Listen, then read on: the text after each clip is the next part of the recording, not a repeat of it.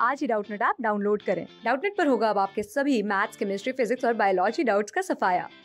बस अपने क्वेश्चन की फोटो खींचो, उसे क्रॉप करो और तुरंत वीडियो सोल्यूशन पाओ। Download now. तो इस लेक्चर में हम स्टार्ट करेंगे सॉलिड स्टेट। तो सॉलिड स्टेट जो है जैसे हमने पढ़ा 11th क्लास में हमने स्टेट्स ऑफ मैटर पढ़ा था, ठीक है। तो उसमें हमने मैटर के दो स्टेट्स पढ़े, एक तो अपना लिक्विड स्टेट पढ़ा और गैसेस पढ़ा, तो बचा आपका सॉलिड स्टेट। तो सॉलिड स्टेट क्या होता है, जो सबसे ज़्यादा हम सराउंडेड हैं अपने यहाँ पे, जो सबसे ज़्यादा हम यूज़ करते हैं, जो अपने मटेरियल्स, वो सबसे ज़्यादा हम सॉलिड स्टेट्स के ही यूज़ करते हैं, ठीक है। और डिफरेंट सॉलिड्स की डिफरेंट प्रॉपर्टी होती है ना। तो हम जैसे हमारे कुछ सॉलिड्स यूज़ होते हैं, जैसे प्लास्टिक है, ठीक है, आजकल सबसे ज़्यादा यूज़ होता है और सबसे ज़्यादा हार्मफुल जो हो गया हमारे एनवायरनमेंट के लिए। और जैसे हमारा है सुपर कंडक्टर्स होते हैं, और हमारे मैग्नेट्स जो होते हैं, या फिर हमारी कोई पॉलीमर्स हैं जो बायोडिग्रेडेबल हैं, ठीक है। तो इन सब ये सारी चीज़ें हमारे अलग अलग उसके लिए यूज़ होती हैं, इनकी अलग अलग एप्लीकेशंस है हमारे डेली लाइफ में, ठीक है। तो अलग अलग एप्लीकेशंस के लिए हमारे सॉलिड्स की अलग अलग प्रॉपर्टीज़ होनी चाहिए, ठीक है।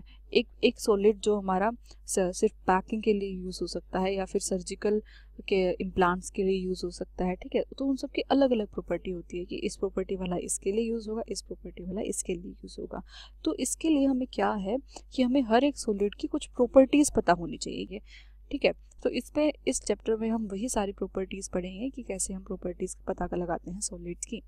और अगर हमें सॉलिड्स की प्रॉपर्टीज़ पता हैं तो ये हमें हेल्प करती हैं नए टाइप के सॉलिड्स के इन्वेंशन करने में भी, ठीक है। डिफरेंट टाइप के सॉलिड और सॉलिड फॉर्म्स हम इन्वेंट कर सकते हैं अपने डिफरेंट एप्लीकेशंस के लिए, ठीक है। तो ये आपका सॉलिड स्टेट। अब सॉलिड स्टेट में क्या होता है, देखो जो सॉलिड स्टेट में जो मॉलिक्यूल्स होते हैं वो आपके क्या होते हैं, टाइटली पैक्ड होते हैं, है ना। इनके बीच में ज़्यादा स्पेस नहीं होता, मतलब इसमें जो वॉइड्स होते हैं वो बहुत कम होते हैं। जबकि जो लिक्विड होते हैं उनमें हमारा थोड़ा बहुत स्पेस होता है, थोड़े बहुत वॉइड्स होते हैं। और गैस में तो हमारे बिल्कुल बहुत ही ज़्यादा दूर दूर होते हैं, गैस के पार्टिकल्स बहुत ही दूर दूर होते हैं, ठीक है। अब ऐसे क्यों है, देखो अगर हम फोर्स ऑफ अट्रैक्शन की बात करें तो सॉलिड्स में जो फोर्स ऑफ अट्रैक्शन है वो सबसे ज़्यादा होती है, फिर लिक्विड्स में, और सबसे कम गैसेस में, ठीक है। ये जो फोर्स ऑफ इंटरैक्शन है ना डिफरेंट मॉलिक्यूल्स के बीच में, सिर्फ और सिर्फ यही जो है हमारा रिजल्ट करता है बहुत सारी डिफरेंट काइंड ऑफ प्रॉपर्टीज़। मतलब सॉलिड की प्रॉपर्टीज़ अलग होती हैं, लिक्विड की अलग, गैसेस की अलग होती हैं, ठीक है। और गैसेस में भी या फिर सॉलिड्स में भी अलग अलग लिक्विड की अलग अलग प्रॉपर्टी होती है। तो इसके पीछे जो सबसे ज़्यादा बड़ा रीज़न होता है वो होता है डिफरेंट मॉलिक्यूल्स के बीच में जो फोर्स ऑफ अट्रैक्शन है, ठीक है। तो सॉलिड्स की जो हमारे हम प्रॉपर्टीज़ पढ़ेंगे अब, उनके पीछे भी सबसे बड़ा जो रीज़न होगा, और हर एक प्रॉपर्टी के पीछे जो रीज़न होगा वो फोर्स ऑफ अट्रैक्शन ज़रूर होगा, ठीक है।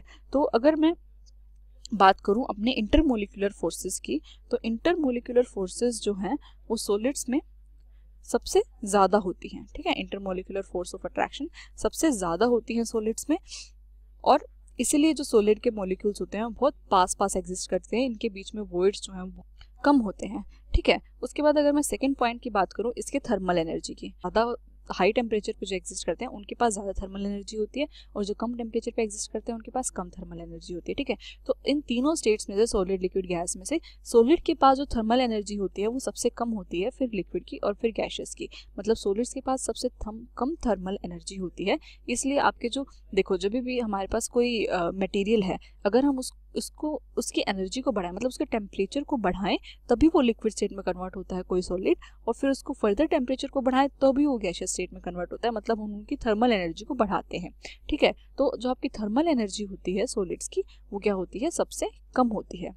अब अगर हम बात करें कि थर्मल एनर्जी से होता क्या है, थर्मल एनर्जी जिस भी कंपाउंड की सबसे ज़्यादा होती है, उतना ही जो उस कंपाउंड के मॉलिक्यूल्स हैं वो मूवमेंट में रहते हैं, रैंडम मोशन में रहते हैं, ठीक है। इसलिए जो आपके गैसेस हैं उसके जो मॉलिक्यूल्स हैं वो हमेशा रैंडम मोशन में रहते हैं, हमेशा इधर उधर घूमते रहते हैं। लेकिन अगर हम लिक्विड की बात करें तो लिक्विड में भी हमारे मॉलिक्यूल्स रैंडम मोशन में रहते हैं, लेकिन थोड़ा सा कम as compare to the gases. लेकिन सॉलिड के जो मॉलिक्यूल्स हैं वो मूवमेंट नहीं करते, ठीक है। उनकी जो मूवमेंट होती है वो सिर्फ और सिर्फ कितनी होती है कि ये मॉलिक्यूल अपनी पोजीशन पे रह के वाइब्रेट करता है। सिर्फ वाइब्रेशन होता है, कोई ये अपनी पोजीशन से मूव नहीं करता। मतलब ऐसा नहीं होगा कि अगर इस वक्त ये यहाँ पे है तो मूव करके थोड़ी देर बाद यहाँ पे आ जाएगा, नहीं, ऐसा नहीं होता। आपका जो सिर्फ ये मॉलिक्यूल है ये अपनी पोजीशन पे ही रह के क्या करता है, सिर्फ वाइब्रेट करता है। सॉलिड्स में सिर्फ इतना ही मूवमेंट होता है, ठीक है। इसकी थर्ड प्रॉपर्टी की अगर हम बात करें तो आपको पता है कि किसी भी साइज के या फिर किसी भी शेप के कंटेनर में आप रख दो, लेकिन जो सॉलिड्स हैं वो अपनी जो शेप है और जो उनका वॉल्यूम है वो मेंटेन करके रखते हैं, ठीक है। तो इनका एक डेफिनेट वॉल्यूम होता है और एक डेफिनेट इनकी शेप होती है, ठीक है। जैसे आप एक वुड का पीस लो, उसको ग्लास में रख दो तो वो वुड वही रहेगा, ऐसा नहीं होगा कि वो ग्लास की शेप ले लेगा, ठीक है। अब अगर हम नेक्स्ट प्रॉपर्टी की बात करें तो जो सॉलिड्स होते हैं वो क्या होते हैं, उनकी जो कंप्रेसिबिलिटी होती है वो बहुत ही कम होती है, ठीक है। मतलब बेसिकली हम उनको बोल सकते हैं कि वो इनकम्प्रेसिबल होते हैं। ऐसा क्यों? देखो, जो सॉलिड्स हैं उनके वो बहुत ही ज़्यादा क्लोज पैक्ड हैं, ठीक है, क्लोजली पैक्ड हैं, उनके बीच में कोई भी स्पेस ही नहीं है। तो जब आप इनको कंप्रेस करोगे तो मॉलिक्यूल्स के पास मूव होने के लिए कोई जगह ही नहीं है। ये मॉलिक्यूल्स जहाँ हैं वहीं रहते हैं, ठीक है, मूव कर ही नहीं सकते क्योंकि एम्प्टी स्पेस ही नहीं है, ठीक है। तो इसलिए क्या होते हैं, इनकम्प्रेसिबल होते हैं, ठीक है।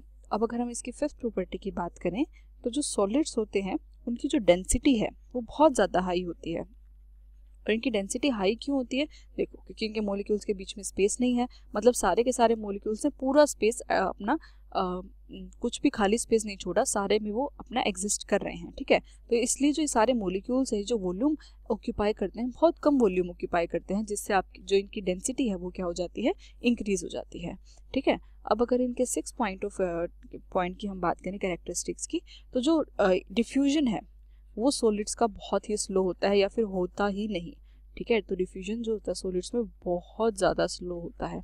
डिफ्यूजन का क्या मतलब है, जैसे आपकी जो गैसेस होती हैं, अगर आप एक टाइप की गैस को दूसरी टाइप की गैस से मिक्स करो, एक टाइप की गैस है, अब आपने क्या किया, इसमें कोई भी दूसरी गैस ऐड की तो फटाफट से वो दोनों गैस एकदम से इंटरमिक्स हो जाते हैं, ठीक है। तो ये गैसेस इंटरमिक्स क्यों हो जाती हैं? क्योंकि इनके बीच में स्पेस इतना ज़्यादा है कि दूसरी गैस के मॉलिक्यूल्स फटाफट आके ऑक्यूपाई कर सकते हैं। लेकिन अगर आप सॉलिड्स की बात करो तो सॉलिड्स क्या है, बिल्कुल भी स्पेस नहीं है। दूसरा सॉलिड ऐड करवाना चाहोगे तो वो कहाँ पे आके ऐड होंगे, ठीक है। अगर ऐसा है कि उनके जो वो सॉलिड का साइज ही बहुत छोटा है कि वो वॉइड्स में आ सके तो बात है, लेकिन और वो भी जो प्रोसेस होगा वो भी बहुत स्लो होगा और हमें उसके लिए एनर्जी भी देनी पड़ेगी, ठीक है। तो जो सॉलिड्स में डिफ्यूजन होता है अपने आप बिना कोई एक्सटर्नल फोर्स के, वो बहुत ही स्लो होता है, ठीक है। उसके बाद अगर हम इसकी अगली प्रॉपर्टी देखें तो कि जो सॉलिड्स होते हैं अगर हम उनको हीट करें, ठीक है, हीट करें मतलब उनको थर्मल एनर्जी प्रोवाइड करें तो वो क्या होंगे, लिक्विड में कन्वर्ट होते हैं, ठीक है। अब कुछ सॉलिड्स ऐसे भी होते हैं जिनको अगर हम थर्मल एनर्जी दें, जिनको अगर हम हीट करें तो वो डायरेक्टली गैसेस में भी कन्वर्ट हो जाते हैं, ठीक है। तो और कोई भी सॉलिड जो ये लिक्विड में कन्वर्ट होता है, इस प्रोसेस को हम बोलते हैं मेल्टिंग, और जो डायरेक्टली गैसेस में कन्वर्ट होते हैं इसको हम बोलते हैं सब्लिमेशन, ठीक है। और जो हर एक अलग अलग सॉलिड्स होते हैं उन सब का अपना अलग अलग मेल्टिंग पॉइंट होता है, मतलब जिस टेम्परेचर पे वो मेल्ट करते हैं उन या फिर जिस टेम्परेचर पे वो गैस में कन्वर्ट होते हैं उन सब का वो अलग अलग होता है। और वो डिपेंड करता है कि उनके जो मतलब उनके जो मॉलिक्यूल्स के बीच में फोर्स ऑफ अट्रैक्शन है वो कितना ज़्यादा है, ठीक है। जितना ज़्यादा फोर्स ऑफ अट्रैक्शन होगा हमें उतनी ही एनर्जी ज़्यादा देनी पड़ेगी उसको फोर्स ऑफ अट्रैक्शन को तोड़ने के लिए, ताकि वो लिक्विड में कन्वर्ट हो सके, ठीक है। तो उतना ही ज़्यादा उसका क्या होगा, मेल्टिंग पॉइंट होगा। अब ये तो हमने पढ़ ली कुछ प्रॉपर्टीज सॉलिड्स की। अब सॉलिड्स जो होते हैं वो भी हमारे क्लासिफाइड होते हैं 2 टाइप्स में, ठीक है। तो अब नेक्स्ट टॉपिक जो हम पढ़ेंगे वो अपना पढ़ेंगे क्लासिफिकेशन ऑफ सॉलिड्स।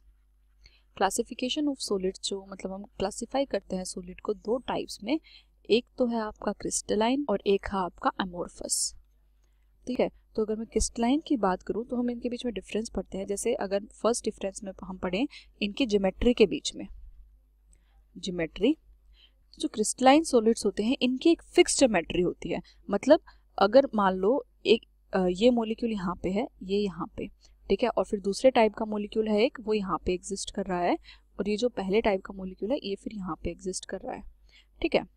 तो ये जो रेड वाला मॉलिक्यूल है ये हमेशा यही एग्जिस्ट करेगा, कितना भी हम इस डायरेक्शन में एक्सटेंड हो जाएं, कितना भी हम इस डायरेक्शन में एक्सटेंड हो जाएं, ठीक है। तो ये हर डायरेक्शन में यहीं पे मिलेगा, यहाँ पे जाएंगे इतना ही डिस्टेंस ट्रैवल करने पे हमें फिर से ये मिलेगा, फिर इतना ही डिस्टेंस ट्रैवल करने पे हमें फिर से ये मिलेगा। यहाँ पे जैसे ये वाला मॉलिक्यूल है, इतना ही डिस्टेंस ट्रैवल करने पे फिर से ये वाला मॉलिक्यूल मिलेगा। मतलब इनका क्या है, एक फिक्स्ड अरेंजमेंट है, एक पर्टिकुलर अरेंजमेंट है जिसमें ये रिपीट होते रहते हैं। ठीक है, तो इनकी क्या है, एक पर्टिकुलर ज्योमेट्री होती है, एक पर्टिकुलर इनका अरेंजमेंट होता है पार्टिकल्स का, एक रेगुलर। ठीक है, तो इसलिए हम इनको इस चीज को हम बोलते हैं long range order. Long range order का मतलब है कि इनका जो ऑर्डर है जो इनके पार्टिकल्स के अरेंजमेंट का, वो लॉन्ग रेंज तक चलता है। ठीक है, बहुत ज़्यादा रेंज तक चलता है। जबकि अगर हम एमोर्फस की बात करें तो एमोर्फस वाले जो मॉलिक्यूल्स होते हैं वो कहीं भी होते हैं, जैसे एक यहाँ एक यहाँ एक यहाँ, कहीं भी प्रेजेंट होते हैं। इनका कोई फिक्स्ड इनकी पोजीशन नहीं है कि हाँ भाई अगर हमें ये मॉलिक्यूल यहाँ पे मिला, इसके डिस्टेंस के बाद फिर ये यहाँ पे मिला, तो ज़रूरी नहीं है इतना ही डिस्टेंस कवर करने के बाद हमें यहाँ पे फिर से एक मॉलिक्यूल मिले। ठीक है, तो इनकी कोई फिक्स अरेंजमेंट नहीं होती। ऐसा हो सकता है कि कुछ शॉर्ट ऑर्डर के लिए इनकी अरेंजमेंट फिक्स हो। मतलब मान लो हमारा एक मॉलिक्यूल यहाँ पे है, फिर हमने कुछ डिस्टेंस ट्रैवल किया, हमें ये मिला, फिर उतने ही डिस्टेंस ट्रैवल करने पर फिर से मिल गया ये, लेकिन ज़रूरी नहीं है अब उतना ही डिस्टेंस ट्रैवल करने पर फिर से मिले। ठीक है, तो शॉर्ट रेंज ऑर्डर ये फॉलो कर सकता है, लेकिन लॉन्ग रेंज ऑर्डर इसका बिल्कुल भी नहीं होता। जो हमारा एमोर्फस सॉलिड्स होते हैं उनकी ज्योमेट्री क्या होती है, शॉर्ट रेंज ऑर्डर को फॉलो करती है। ठीक है, अब अगर हम बात करें इनकी फिजिकल स्टेट की, तो ये दोनों होते तो सॉलिड हैं, लेकिन जो आपके क्रिस्टलाइन सॉलिड्स होते हैं ये थोड़े से ज़्यादा रिजिड होते हैं। ठीक है, बहुत ज़्यादा रिजिड होते हैं और हार्ड होते हैं, तो इनको तोड़ना आसान नहीं होता। लेकिन जो एमोर्फस सॉलिड्स होते हैं ये कंपैरेटिवली थोड़े से सॉफ्ट होते हैं as compared to the crystalline solids. अब अगर हम बात करें अपने नेक्स्ट पॉइंट ऑफ डिफरेंस की, तो जो आपके अगर देखो, अब मैं अगर बात करूं मेल्टिंग पॉइंट की, तो जो क्रिस्टलाइन सॉलिड्स होते हैं उनका एक जो मेल्टिंग पॉइंट होता है वो शार्प होता है, एकदम शार्प मेल्टिंग पॉइंट। मतलब जैसे किसी सॉलिड का मेल्टिंग पॉइंट अगर 100 डिग्री सेल्सियस है, तो वो सारा का सारा जो सॉलिड है वो मेल्ट होगा 100 डिग्री सेल्सियस पे ही। ठीक है, ऐसा नहीं होगा कि 100 डिग्री सेल्सियस पे कुछ मेल्ट हो रहा है, फिर 101 पे, फिर 102 पे भी मेल्टिंग हो रही है। ठीक है, ऐसा नहीं होगा, शार्प मेल्टिंग पॉइंट होता है बिल्कुल। और जो हमारे एमोर्फस सॉलिड्स होते हैं इनका मेल्टिंग पॉइंट शार्प नहीं होता, ये जो है एक रेंज में अपना मेल्टिंग पॉइंट शो करते हैं। ठीक है, मेल्टिंग पॉइंट की एक रेंज होती है। तो ऐसा क्यों है, देखो क्रिस्टलाइन सॉलिड्स का आपका एक परफेक्ट ऑर्डर है।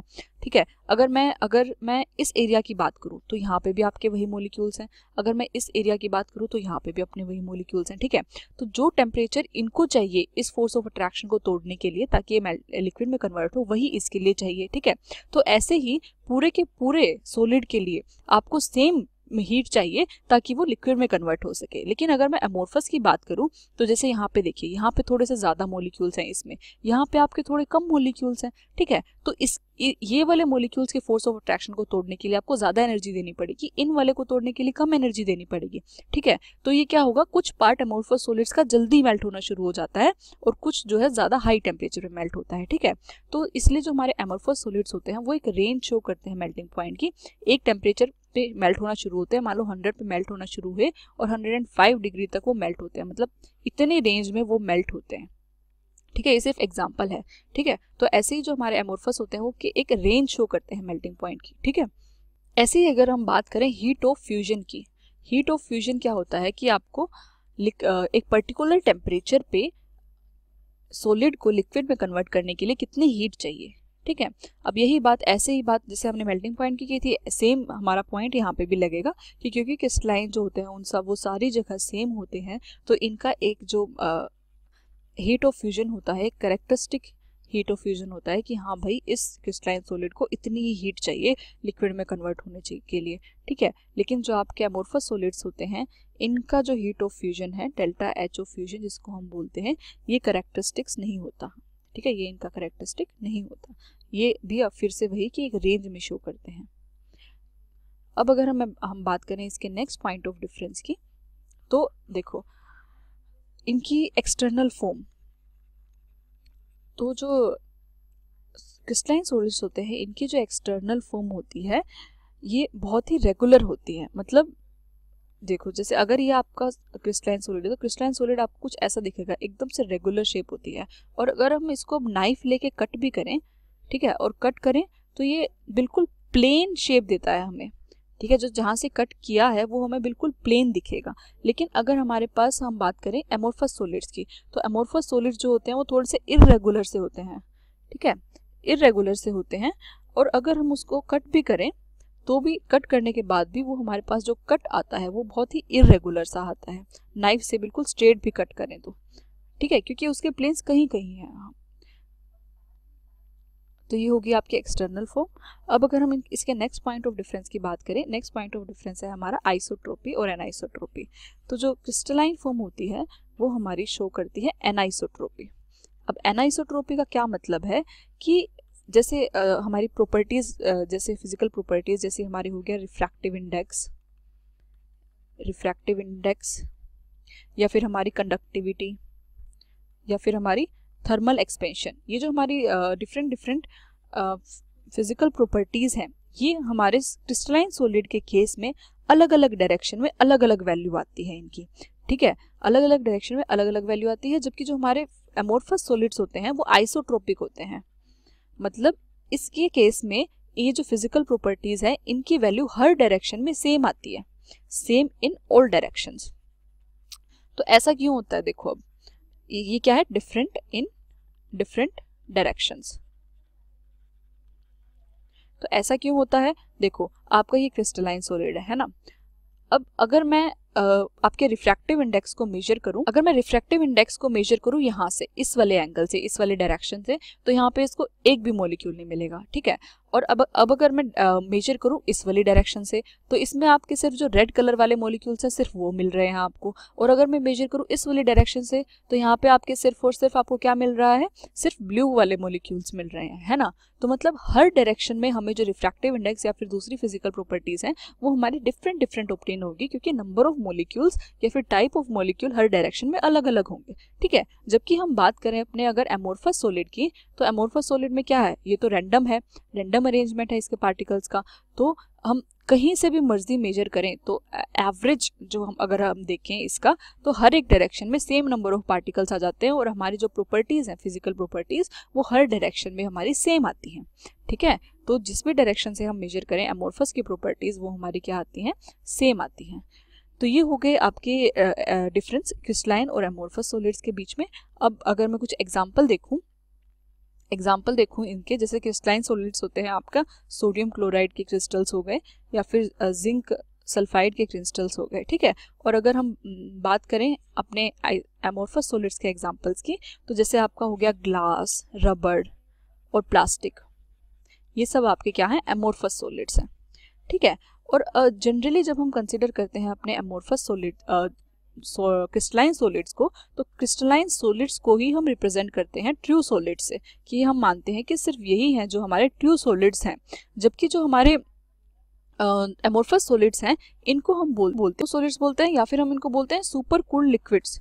सुपर कूल्ड लिक्विड्स हम इनको क्यों बोलते हैं, क्योंकि जो हमारे एमोर्फस सॉलिड्स हैं, जैसे हमारा ग्लास है, ये हमें क्या दिखाती है, कुछ प्रॉपर्टी दिखाते हैं, जैसे विस्कोसिटी, ठीक है। जैसे अगर आप एक एग्जांपल अगर मैं दूं, तो जैसे आपकी जो ग्लास की विंडोज होती हैं, तो बहुत पुरानी जो विंडोज हैं उनमें जो ग्लास का की थिकनेस होती है, नीचे जो होते हैं वो थोड़े से थिक होते हैं और ऊपर का पार्ट जो है वो थिन हो जाता है, क्योंकि वो धूप में रह के क्या होता है, वो मेल्ट होके थोड़ा सा क्या विस्कोसिटी शो करता है, नीचे की तरफ मूव करता है, ठीक है। तो ग्लास जो है वो क्या करता है, विस्कोसिटी शो करता है, इसलिए हम इनको क्या बोलते हैं, सुपर कूल्ड लिक्विड्स भी बोलते हैं। और इनको हम ट्रू सॉलिड्स नहीं बोलते, इनको हम क्या बोलते हैं, सूडो सॉलिड्स बोलते हैं, ठीक है। तो ये हो गया आपका क्रिस्टलाइन और एमोर्फस सॉलिड्स के बीच में क्या डिफरेंस होता है। और उससे पहले हमने क्या पढ़ा था, हमने सॉलिड्स की कुछ प्रॉपर्टीज पढ़ी थी, क्या प्रॉपर्टीज होती हैं सॉलिड्स की, और क्या होते हैं एक्चुअली में सॉलिड्स, और हमारे डेली लाइफ में हमें उनकी क्यों ज़रूरत है,